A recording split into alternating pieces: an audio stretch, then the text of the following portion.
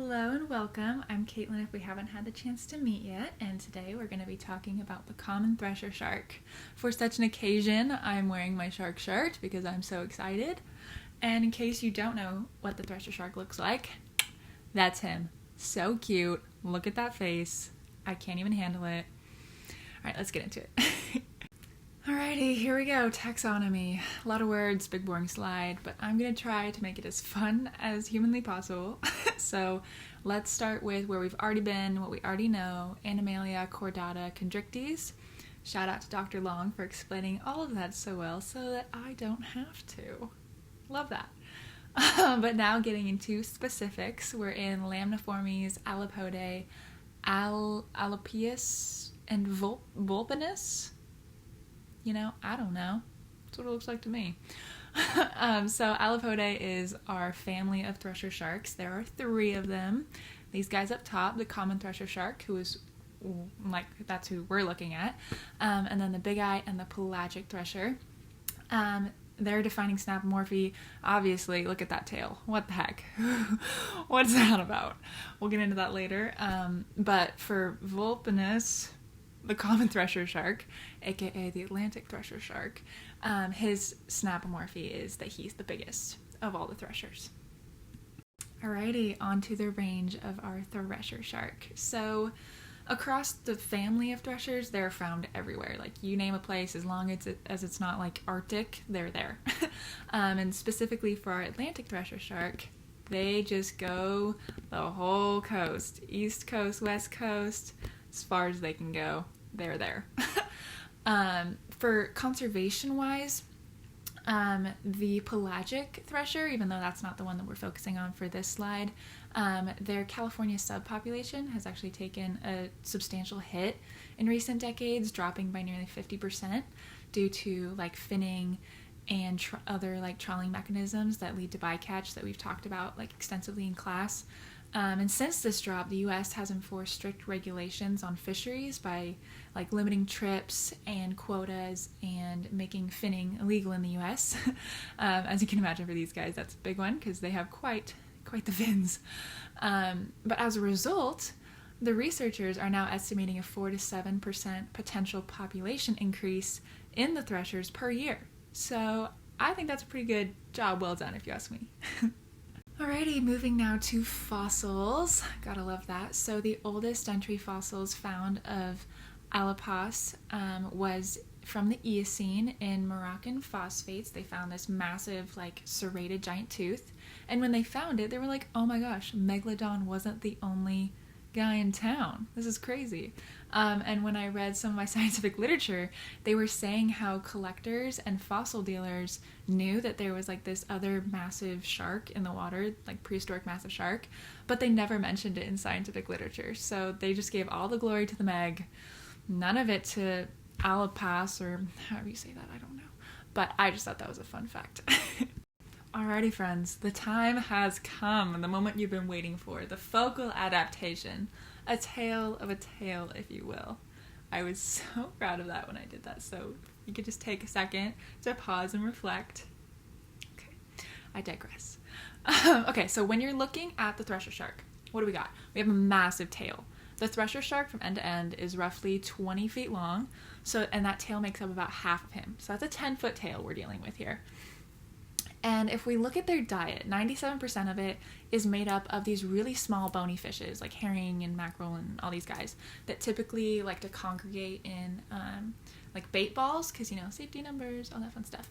So with the pelagic and the big eye threshers, they take a more traditional approach to feeding than the common thresher shark, which is why I chose him. But so these guys, they do their typical sharky thing. They circle, they go in, they snag their guys, super high energy requirement to do that because it's these little fish.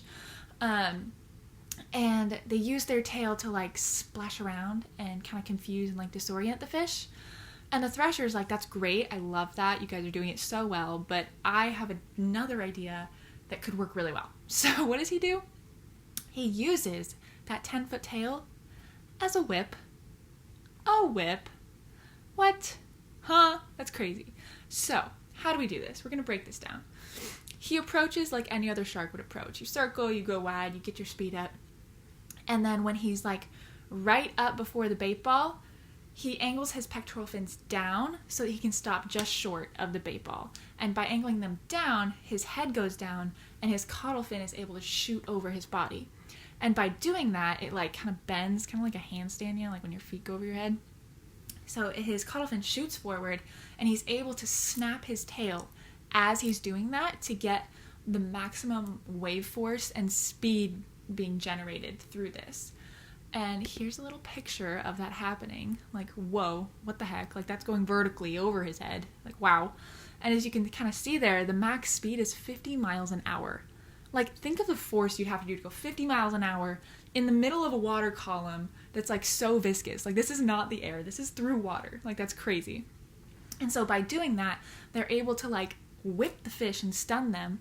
And when researchers saw this, they were able to slow down a video of an attack by one of these thresher sharks, and they noticed bubbles erupting from the tip of the end of the shark's tail. And they're like, what the heck could that be? And they realized that the amount of energy that this tail is putting into the system by all of these, like the pectoral fin down, the caudal fin shooting up, which is weird, and not out, but up. The shark is able to put in so much energy into the system that it's able to diffuse gas out of the water. So it's like literally changing the state of this water by putting so much energy in, which I thought was just absolutely fantastic. Like, wow. And researchers believe that the sharks have adapted to this way of hunting because it's so much more efficient for such a small prey item, because he's a 10-foot shark, like body-wise anyway. So like he's big and he needs a lot of food. And by doing, like with each snap of their tail, they're able to kill an average of like 3 to 7 fish at a time. So way better than just going after the one and having to chase it down and all that action. No, he just skips out. He's like, got him. And so that's how the tail works. But if the tail and like the whole whip action like wasn't it for you, didn't do it for you, I read a news article, so not primary literature, but it was a news kind of review of these shark watchers who saw one of the thresher sharks do this, and they stunned the fish, and they noticed that some of the threshers would use the end of their tail as like a spatula to kind of like pancake flip their stunned fish into their mouth because it's like so far away. And they were like, what the heck is going on here? And so the shark would like use its tail to be like whoop and like try to catch it with his mouth. But one of the shark watchers noticed that a shark missed, and like he flipped it, but like he wasn't able to get there in time. And his quote was just my favorite. He said the fish was subsequently thrown a considerable distance from the shark's mouth. So I don't know about you, but I think that the thresher would make an excellent QB. Like, I would definitely have him in my lineup. He'd be so great. So that is a tale of a tale. All right, so here are some citations from our primary literature.